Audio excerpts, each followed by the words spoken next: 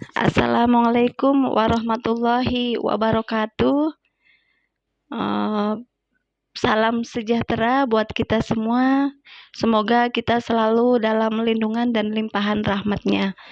Pada, video kali ini ya, saya akan, sharing mengenai ya sedikit ya mengenai, arti dari, kalimat Bismillahirrahmanirrahim. Ya, bahwa, seperti kita ketahui bersama ya, bahwa Bismillahirrahmanirrahim itu kan, eee, suatu kalimat yang sangat banyak ya, di Al-Qur'an juga dijelaskan ya, dan setiap kita sebagai orang muslim itu diusahakan dalam kita melakukan setiap perbuatan yang kita lakukan, apapun itu diawali dengan Bismillahirrahmanirrahim. Seperti itu juga ada hadisnya juga ya, seperti kita harus mengucapkan Bismillahirrahmanirrahim dalam setiap, tindakan, setiap perbuatan kita, supaya ya banyak manfaatnya ya, supaya kita mendapat ridho dari Allah Subhanahu wa Ta'ala. Nah, sebenarnya, apa sih makna dari bismillah itu? Nah, bismillahirrahmanirrahim kita di sini membahas mengenai, artinya ya atau, terjemahannya. Nah, sebenarnya di dalam terjemahan Al-Qur'an yang diterjemahkan di dalam bahasa Indonesia itu ya, mohon maaf ya, sebelumnya itu ada beberapa hal atau ya ada hal-hal yang memang kurang pas dalam penerjemahannya. Kurang pasnya gimana, karena bahasa Arab dan bahasa Indonesia itu, eee, maknanya beda. Gini, kalau bahasa Arab itu kan udah lama banget ya dari zaman dahulu. Nah, sedangkan bahasa Indonesia ini yang mohon maaf banget ya, kita bukan bermaksud apa-apa ya, nggak ada maksud apa-apa, unsur apa gitu nggak ada.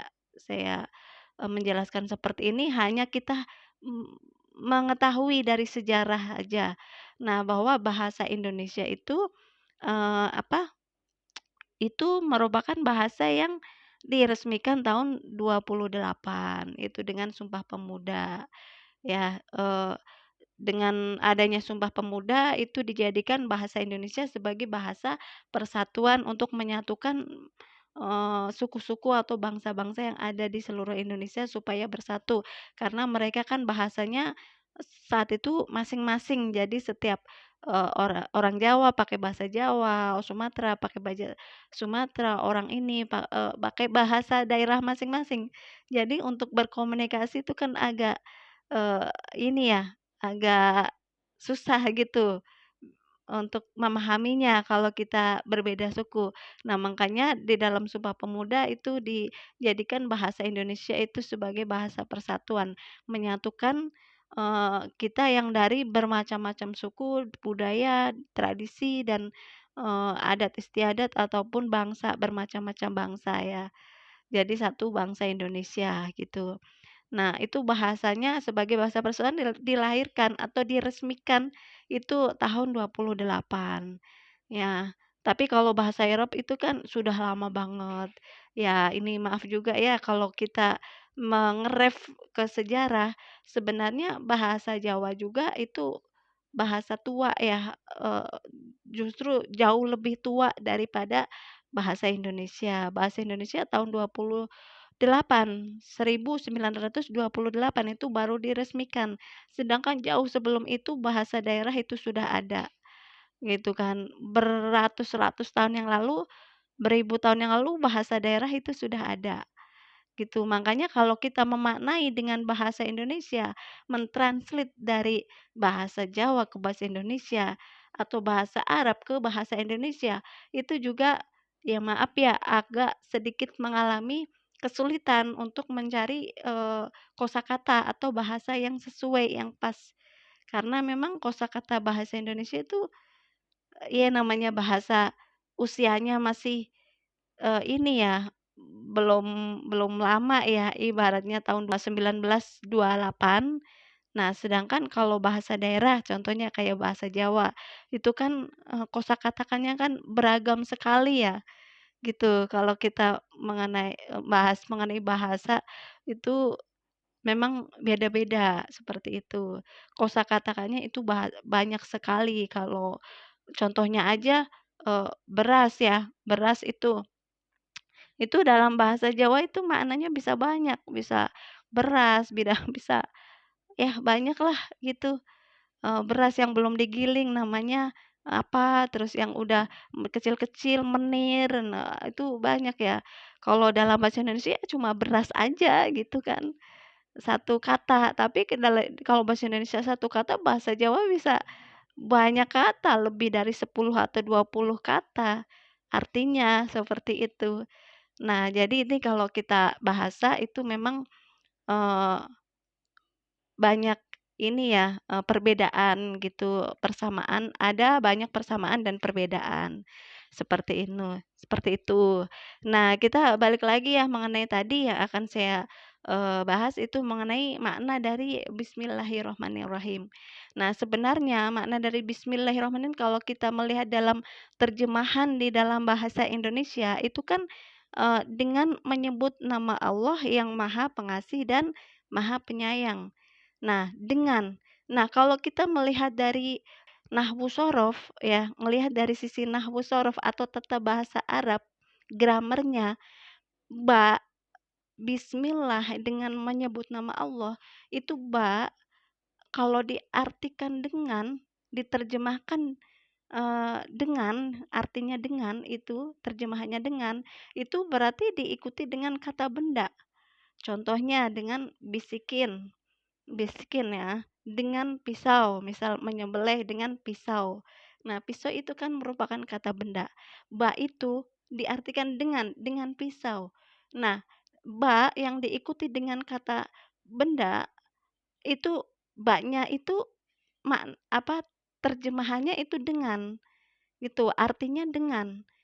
Tapi kalau diikuti dengan kata benda, nah tetapi berbeda dengan bismillah. Kalau bismillah itu diartikan dengan ya, berarti Allah itu dimaknai sebagai kata benda. Padahal Allah itu bukan benda, tetapi kata sifat. Nah, ya kan, kalau kita mempelajari dari sisi nahwu sorofnya ya, gramernya atau tata bahasa Arabnya yang dipakai Al-Quran, itu seperti itu. Jadi diartikan dengan itu jika diikuti dengan kata benda. Tetapi kalau diikuti dengan kata sifat itu artinya bukan dengan lagi, berbeda, itu. Jadi Allah itu kata sifat, bukan kata benda. Berarti artinya bukan dengan menyebut nama Allah, itu. Tetapi, kita mewakili, itu bisa diikuti dengan kata sifat, itu bisa berarti mewakili. Kita mewakili atau kita bersama gitu, kita bersama Allah, kita mewakili, kita beserta. Nah, seperti itu. Lebih dari sekedar dengan. Kalau dengan menyebut nama Allah itu ini, apa, ya yang biasa gitu loh. Tetapi makna yang sesungguhnya itu lebih dari itu, lebih dari dengan karena apa? Karena Allah itu merupakan kata sifat, bukan kata benda. Gitu. Sesuatu diartikan dengan jika diikuti kata benda. Karena Allah kata sifat, maka lebih di atas dengan artinya. Jadi bisa beserta, bisa mewakili, saya mewakili, atau beserta, atau bersama. Nah, seperti itu sebenarnya maknanya. Itu jauh lebih dalam dari kata dengan, gitu loh. Nah, contohnya, ya contoh ringan ya, dalam sebuah hajatan. Nah, itu kan ada, seseorang yang mewakili, misalnya Pak Joni misalnya, dia hajatan. Nah, ada orang yang dimintai tolong untuk mewakili, untuk sebagai Pak Joni. Nah, sebenarnya apa, kan orang yang mewakili itu kan nggak yang MC-nya itu ya. Nah, dalam pembawa acara gitu kan MC-nya. Kan biasanya kan, eee, saya Eee, saya mewakili Pak Joni gitu kan. Saya beserta bukan saya dengan Pak Joni, mengucapkan banyak terima kasih kepada saudara-saudara yang telah hadir di sini. Nah gitu kan. Tapi bukan saya dengan Pak Joni, menyampaikan rasa terima kasih gitu kan, tapi saya mewakili atau saya beserta gitu kan. Nah, jadi bukan dengan, kayak gitu maknanya, makna yang sesungguhnya. Tapi cobalah kalau kita belajar terjemahan itu dari bahasa Jawa. Ya, saya sih nggak maaf ya, di sini nggak membeda-bedakan antara suku atau apa ya, cuman kita lihat dari sejarahnya. Nah, kalau kita, mempelajari terjemahan dari bahasa Jawa itu lebih detail, karena kosakata bahasa Jawa itu lebih luas, lebih banyak. Nah, jadi kalau begini maknanya ini, kalau ini begini-begini. Nah, itu banyak kosakatanya yang pas, yang sesuai. Tapi kalau kita menggunakan bahasa Indonesia, itu kita akan kesulitan untuk menemui kosakata yang sesuai dengan makna yang sebenarnya. Karena bahasa Indonesia itu terbatas, gitu. Kosakatanya itu terbatas. Dalam satu kata aja itu ya ya itu aja, satu aja ininya katanya gitu, kosakatanya. Tapi kalau bahasa Jawa itu bahasa lebih tua ya. Nah, jauh sebelum bahasa Indonesia itu, diresmikan, itu bahasa Jawa udah ribuan tahun sudah ada. Jadi kosakata yang menemukan kosakata yang sesuai, yang pas itu lebih ini, lebih lebih banyak gitu loh. Nah, sama seperti tadi dengan menyebut nama Allah, itu sebenarnya bukan hanya sekedar dengan, lebih dari itu. Saya, bisa diartikan bersama atau mewakili gitu, atau beserta.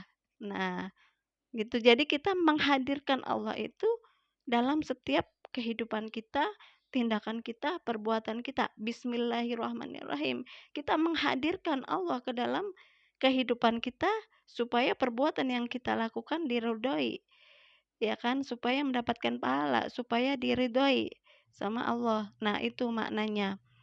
Nah, jadi dari kata bismillah aja itu, kurang, tepat ya, bukan diartikan dengan, tetapi beserta atau mewakili Allah gitu. Nah, yang selanjutnya bismillahirrahmanirrahim.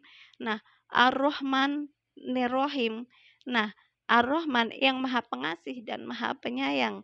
Nah, kalau dan itu kan bahasa Arabnya wa. Di sini nggak ada wa, tapi nir. Bismillahirrohmanir. Bukan Bismillahirrohmanirrohim. Bukan Hirrohman Warohim. Tapi Bismillahirrohmanirrohim. Nir. Nir itu bukan dan artinya. Nah, tapi dalam terjemahan diartikan pengasih dan penyayang. Nah, padahal nirohim itu bukan nir, itu bukan dan.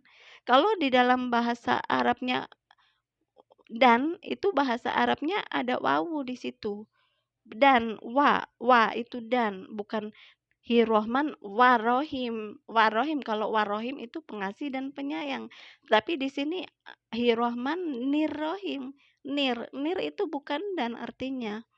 Nah, kalau diartikan sebagai pengasih dan penyayang itu kan sehingga, pengasih itu kita artikan sendiri, penyayang juga artinya berbeda sendiri.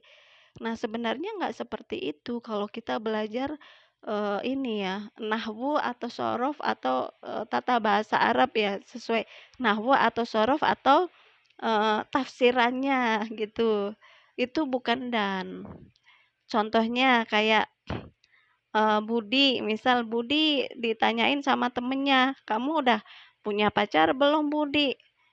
"Udah sih kemarin." "Udah berapa lama?" "3 bulan." "Pacar kamu kayak apa?" Misal, "Orangnya dan manis." Berarti kan ada 2 orang.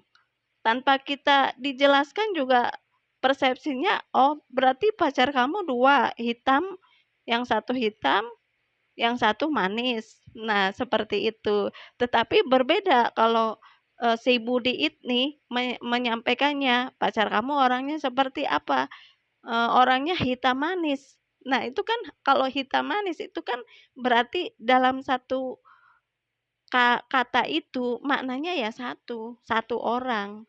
Kalau si Budi itu menyampaikan hitam dan, eee, manis, berarti itu tanpa dijelaskan pun ada 2, jadi hitam sendiri, manis sendiri.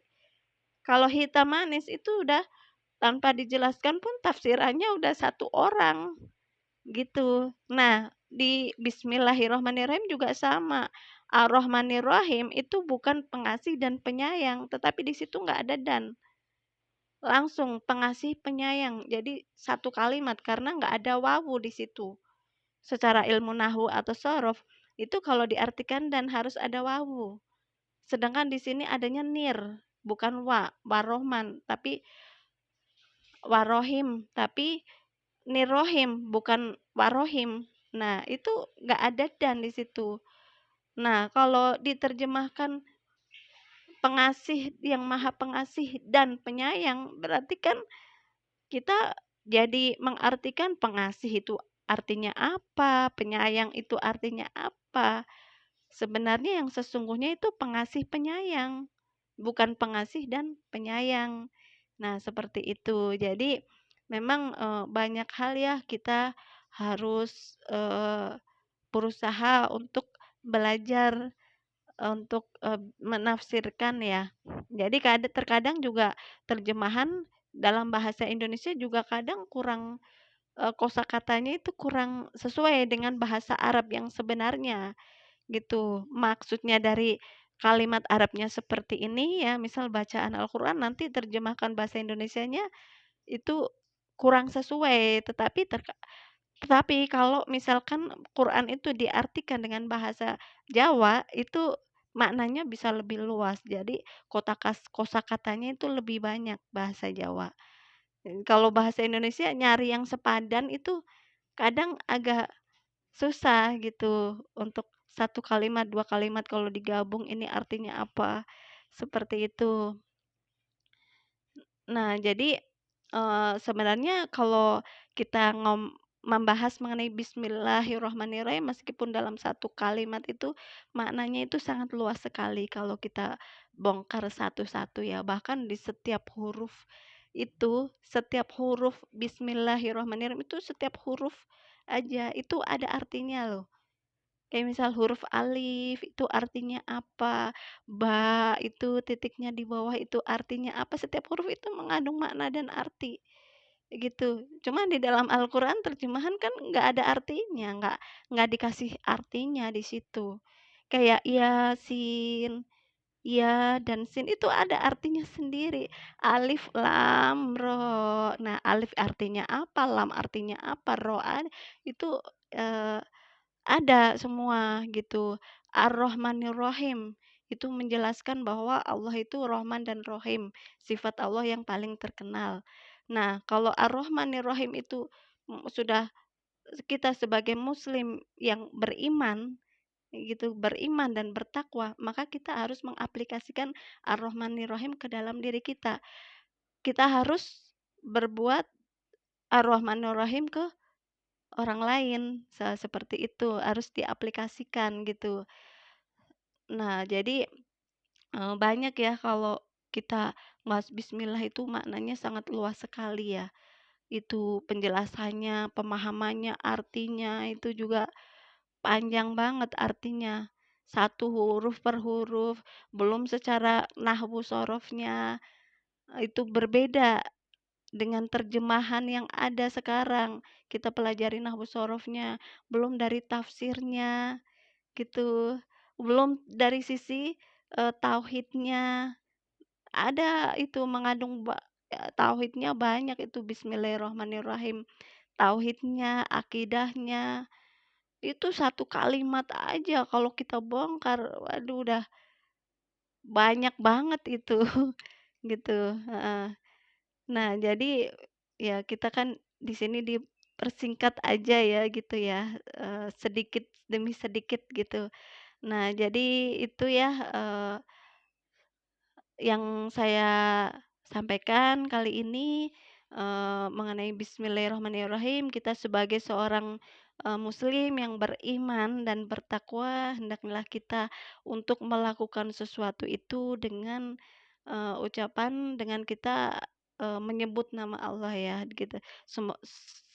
Kita selalu, dengan mengucapkan kata kalimat bismillahirrahmanirrahim. Gitu, supaya Allah menyertai kita, Allah bersama kita, Allah, mendampingi kita dan Allah meridhoi apa yang kita lakukan. Kita selalu dalam, lindungan dan limpahan rahmat-Nya, dimudahkan segala urusannya. Ya, jadi, semua perbuatan apapun kita mau keluar rumah, kita mau makan, ada doa untuk makan juga diawali bismillahirrahmanirrahim. Kita keluar rumah juga ada doa keluar rumah, juga diawali bismillahirrahmanirrahim. Bismillahi tawakkaltu 'alallahi la haula wala quwata illa billahil aliyil azim. Semoga tujuan pergi ke mana yang ditinggalkan dikasih keselamatan, dan di jalan juga kita dikasih keselamatan. Itu kalau kita keluar rumah ada doanya. Makanya di setiap aktivitas kita sehari-hari itu juga sebenarnya Allah sudah, eee, menjelaskan, sudah menuntun kita, itu ada doa-doanya. Kita mau tidur, kita harus berdoa, diawali dengan bismillahirrahmanirrahim. Mau ke toilet ya, itu ada doanya juga. Kita mau apapun itu ada doa-doanya. Dan semua doa itu diawali dengan bismillahirrahmanirrahim, seperti itu. Ya, ya itu yang saya sampaikan kali ini, semoga bisa bermanfaat buat kita semua. Mohon maaf jika ada kekurangan dan, kesalahan ya. Sampai ketemu lagi di video-video yang selanjutnya. Wassalamualaikum warahmatullahi wabarakatuh.